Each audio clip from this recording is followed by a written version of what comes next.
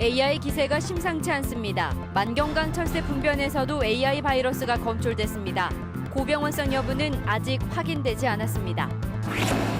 전라북도가 고교 무상급식 예산의 시군 간 배분 비율을 확정했는데 예상보다 배분 비율이 작은 전주시가 소가리를 하고 있습니다. 유네스코 무형문화유산 평가기구에 입후보할 국내 비정부 기구가 문화재청 산하기관으로 교체돼 논란이 일고 있습니다. 평창 동계올림픽 성화가 오늘 남원을 시작으로 엿새 동안 임실과 무주, 전주 등 도내 6개 지역에서 봉송됩니다. 여러분 안녕하십니까? JTV 8시 뉴스입니다. 정읍 고부천에 이어서 완주 만경강에서 채취한 철새 분변에서 AI 바이러스가 검출됐습니다. 네, 아직 고병원성 여부는 확인되지 않았지만 AI 바이러스 검출이 잇따르면서 우려가 커지고 있습니다. 주혜인 기자의 보도입니다. 겨울이면 철새가 모여드는 만경강입니다. 환경부 산하 환경과학원은 지난 22일 이곳에서 채취한 철새 분변에 대한 중간검사 결과 H5형 AI 바이러스가 검출됐다고 밝혔습니다. 전염성과 폐사율이 높은 고병원성 여부는 3, 4일 뒤에 나올 예정입니다. 농림축산식품부는 검출 지점 반경 10km 지역에 대해 21일 동안 모든 가금류의 이동을 통제하고 소독을 강화하고 있습니다. 이곳에 있는 375개 농가는 닭과 오리 147만 7천 마리를 키우고 있습니다. 봄에도 AI 때문에 꿩이랑 오골개랑 청개랑 다 잡아갖고 잘 키워서 많이 늘리고 싶은데 그걸 자꾸 막아버리니까. 앞서 정읍 고부천에서 채취한 철새 분변에서 검출된 AI 바이러스의 고병원성 여부는 아직 확인되지 않았습니다. 지난 17일 고창에서 고병원성 AI가 발생한 뒤 철새 분변에서 잇따라 AI 바이러스가 검출되자 전라북도는 AI 확산을 막기 위한 비상체제에 들어갔습니다. 철새 도래지에서 바이러스가 나오고 있는 상황이므로 그 철새 도래지에 대해서 매일 소독을 실시하고 또 일반인이나 축산농가 출입을 통제하고 또 거기에 대한 예찰을 주변 농가에 대한 예찰을 강화하고 있습니다. 고병원성 여부에 따라 추가 살처분의 가능성도 있어 AI 확산에 대한 불안감이 커지고 있습니다. JTV 뉴스 주혜인입니다. 유네스코는 별도의 심사기구를 구성해서 인류 무형문화유산을 선정하고 있습니다. 이 심사기구에는 대륙별로 대표단체들이 참여하고 있습니다. 아시아 태평양 지역에 입후보할 단체를 문화재청이 일방적으로 산하기관으로 교체했다는 주장이 제기됐습니다. 나금동 기자가 보도합니다. 문화재청은 지난 10월 유네스코 인류 무형문화유산 평가기구에 입후보할 국내 NGO 비정부기구로 전북대 무형문화연구소를 선정했습니다. 그러다 지난 10일 갑자기 취소 통보를 하고 대신 문화재청 산하단체인 한국문화재재단을 후보로 올렸습니다. 인류 무형문화유산 평가기구는 6명의 전문가와 대륙별로 유네스코가 인가하는 NGO 단체 6곳이 참여해 인류 무형문화유산을 선정하는 곳입니다. 후보 자격을 잃은 전북대 무형문화연구소는 문화재청이 자신들의 기득권을 지키기 위해 후보 단체를 일방적으로 교체했다고 주장합니다. 민간 NGO의 자리를 한국문화재재단이라고 하는 정부 산하기구죠. 그런 국책 사업을 수행하는 정부 산하기구를 추천을 했다는 것 자체가 좀 문제가 되고. 문화재청은 9월 후보 신청 접수 당시 무형문화연구소가 아닌 무형문화연구원으로 신청했고 연구소의 성과를 연구원의 것으로 기재한 점을 뒤늦게 발견해 탈락시켰다고 해명했습니다. 9월 달에는 자격이 이제 인가를 받지 않으신 사단법인이 후보를 신청을 하셨고 그때 처음에 같이 신청이 들어왔던 이제 인가를 받은 문화재재단으로 교체를 한 거죠. 연구소 측은 업무를 확장하는 과정에서 무형문화연구원으로 신청했고 문화재청에 이 같은 내용을 설명해 후보로 선정됐는데도 이제 와서 취소하는 건 부당하다는 입장입니다. 전북대 무형문화연구소는 앞으로 문화재청에 대한 법적 대응에 나서는 한편 유네스코 측에도 이 문제를 알린다는 계획이어서 잡음이 이어질 것으로 보입니다. JTB 뉴스 나금동입니다. 한국GM 군산공장이 생산물량 감소로 큰 어려움을 겪고 있습니다. 일부에서는 철수설까지 나오고 있는데요. 한국GM 사장이 취임 후 처음으로 군산을 찾았지만 정상화를 위해 노력하고 있다는 원론적인 입장만 밝히고 돌아갔습니다. 보도에 송창용 기자입니다. 지난 9월 취임한 한국GM의 카옴 카젬 사장이 군산을 방문했습니다. 군산 공장에 이어 군산시청을 찾은 카젬 사장은 인사말을 통해 시민들에게 감사함을 나타냈습니다. I appreciate the great efforts of the Gunsan people in collaborating and helping and to supporting our operations. 군산시는 카젬 사장과의 비공개 간담회에서 GM차 사주기 운동 확대 계획을 전했습니다. 내년에 10억 원을 마련해 GM차 구매 도민에게 200만 원씩 지원하겠다는 내용입니다. 군산 공장을 활성화하기 위해 GM의 전략 차종인 전기차 볼트를 군산에서 생산할 것도 제안했습니다. 하지만 카젬 사장은 안팎에 쏠린 기대와 달리 지난 국정감사에 이어 이번에도 원론적인 답변만 하고 돌아갔습니다. 전체적으로 무엇이 문제인지 어떻게 하면 정상화가 될 수 있을 것인지에 대해서 살펴보고 있다.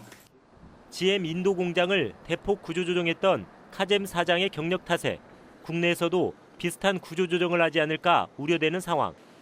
카젬 사장이 여전히 군산 공장 활성화에 대한 명확한 입장을 밝히지 않으면서 군산 공장의 앞날은 여전히 안개 속에 머물게 됐습니다. JTB 뉴스 송창용입니다. 전라북도가 고교 무상급식 예산의 시군간 배분 비율을 확정했습니다. 하지만 전주시가 부담률이 예상보다 많아서 소가리를 하고 있습니다. 또한 마치 마지못해 무상급식에 참여하는 모양새여서 체면만 구긴 꼴이 됐습니다. 조창현 기자가 보도합니다. 전라북도가 발표한 도와 시군 간 고교 무상급식 예산 배분 비율은 15% 대 35%입니다. 준용할 것으로 예상됐던 초중학교 급식 예산 배분 비율 25%에서 크게 후퇴한 것입니다. 전라북도는 시군과 협의는 했다고 하지만 사실상 배분 비율을 일방적으로 결정해 통보했습니다. 도에서 가용할 수 있는 예산 부분을 좀 적용을 해가지고 그 다른 시도랑 좀 비교를 해서 그렇게 좀 정했습니다. 고등학교 부분만. 이미 고교 무상급식을 해왔거나 시행을 미리 확정한 시군은 전라북도 결정을 환영하는 분위기입니다. 예산 일부분이라도 보전받을 수 있어 자신들의 부담이 줄기 때문입니다. 하지만 처음으로 고교 무상급식을 시행하고 학생 수도 가장 많은 전주시는 고민입니다. 전라북도가 갑자기 무상급식 예산 지원 계획을 발표해 뒤늦게 따라가는 모양새인데다 예산 배분 비율도 예상에 크게 못 미치는 수준이기 때문입니다. 결국 생색은 도가 내고 전주시는 큰 돈만 부담하는 꼴이 돼버렸습니다. 그 예산의 규모가 좀 상대적으로 커서 그런 부분을 좀 균분해서 좀 부담했으면 하는 그런 아쉬움이 있습니다. 고교 의무급식 운동본부는 전라북도가 급식 예산 균등 부담이라는 협력적 전통을 외면하지 말고 관례대로 25%를 분담할 것을 촉구했습니다.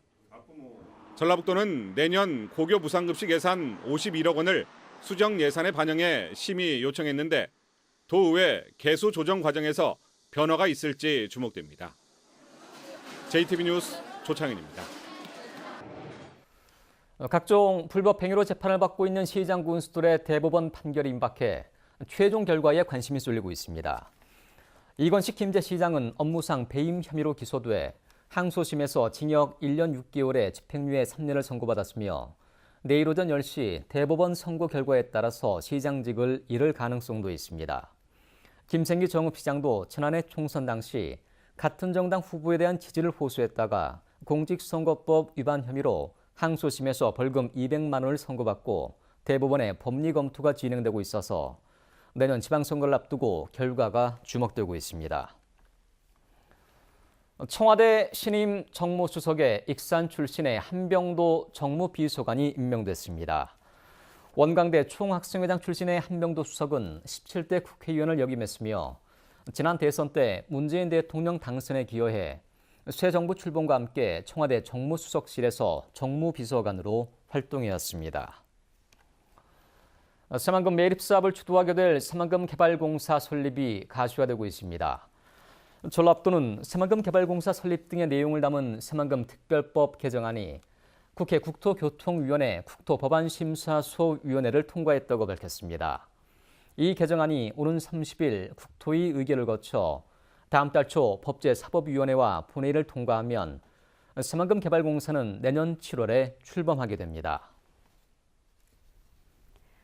내년 2월 열리는 평창 동계올림픽을 앞두고 성화가 전북에 도착했습니다. 남원을 시작으로 앞으로 엿새 동안 전북 6개 시군에서 277km를 달릴 예정입니다. 정원희 기자입니다. 경쾌한 음악과 함께 활활 타오르는 성화가 도심을 달립니다. 모두를 빛나게 하던 불꽃이라는 슬로건을 내건 평창 동계올림픽 성화가 전북에 입성했습니다. 30년 만에 올림픽 성화가 지나는 곳마다 환호가 울려 퍼집니다. 30년 만에 우리나라에서 올림픽이 일어나서 너무 기뻤고 이런 좋은 일들이 많이 있었으면 좋겠어요. 평창 올림픽 꼭 보고 싶어요. 올림픽 성화는 남원을 시작으로 엿새 동안 임실과 무주, 전주, 익산, 군산 등 6개 시군을 방문할 예정입니다. 봉송거리만 277km가 넘습니다. 봉송 주자들은 체육인과 예술인, 장애인, 학생 등 모두 420명이 선정됐습니다. 평창 올림픽에 많은 분들이 지금 고생하고 있는 것으로 알고 있습니다. 저도 그 일원의 한 사람으로서 성화 봉송 주자를 참가하게 돼서 영광이고요. 전북현대 최강희 감독과 이동국 선수, 애틀랜타 올림픽 배드민턴 금메달리스트인 김동문 교수도 성화봉송에 참여합니다. 성화봉송이 진행되는 6개 시군에서는 평창올림픽의 성공적인 개최를 염원하는 축하 행사들도 펼쳐집니다.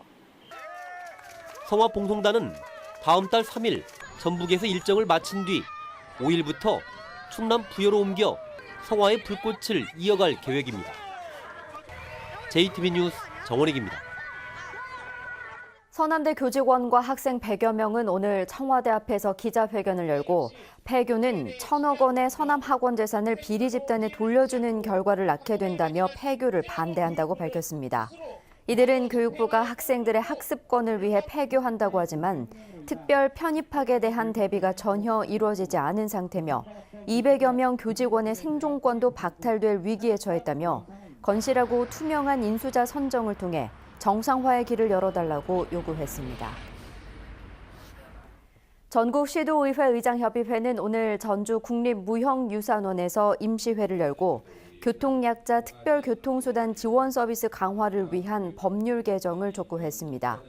황현 전라북도의회 의장은 건의문에서 특별교통수단 운영 사항은 조례로 정하도록 돼 있어 시군 간 요금 체계와 운행 시간이 다르고 지원 대상도 모호한 문제가 있다며 교통약자의 이동 편의 증진법을 개정해서 통일성을 확보해야 한다고 설명했습니다.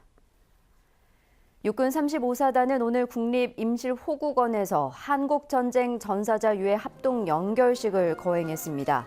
35사단은 지난달 26일부터 열흘 동안 국방부와 함께 순창군 쌍치면 347고지 일대에서 한국전쟁 전사자 유해 2구와 전투화 등 유품 421점을 발굴했습니다. 유해는 국방부 신원 확인 절차를 거친 뒤 국립묘지 등에 안장될 예정입니다. 상습적으로 여직원들을 추행한 지역 농협 지점장이 실형을 선고받았습니다. 전주지법 형사 6단독은 업무상 위력 등에 의한 추행 등의 혐의로 기소된 지역 농협 지점장 45살 A씨에게 징역 1년 6개월을 선고하고 성폭력 치료 프로그램 40시간 이수를 명령했습니다. A씨는 지난해부터 올해 8월까지 사무실에서 여직원 3명을 수십 차례에 걸쳐 추행하고 SNS를 통해 수치심과 혐오감을 일으키는 메시지를 보낸 혐의로 기소됐습니다. 2017 청년정책 소통 포럼이 오늘 한국전통문화전당에서 열렸습니다. 한창 때의 고민 그리고 해법이라는 주제로 열린 이번 포럼에서는 세계적인 강연 프로그램인 옥스퍼드 티톡스의 총책임자인 데니스 노블 옥스퍼드대 교수와 김성희 서울대 객원 교수 등 6명이 강연을 펼쳤습니다. 오늘 밤부터 내일 새벽 사이 일부 지역에는 빗방울이 떨어지겠습니다. 내일은 대체로 맑겠고 오늘처럼 큰 추위 없는 날씨가 예상됩니다. 아침 최저기온은 4도에서 7도로 오늘보다 6, 7도가량 높겠고 낮 기온은 8도에서 11도로 오늘과 비슷하겠습니다. 모레부터는 찬 공기가 유입되면서 기온이 크게 떨어져 추워지겠습니다.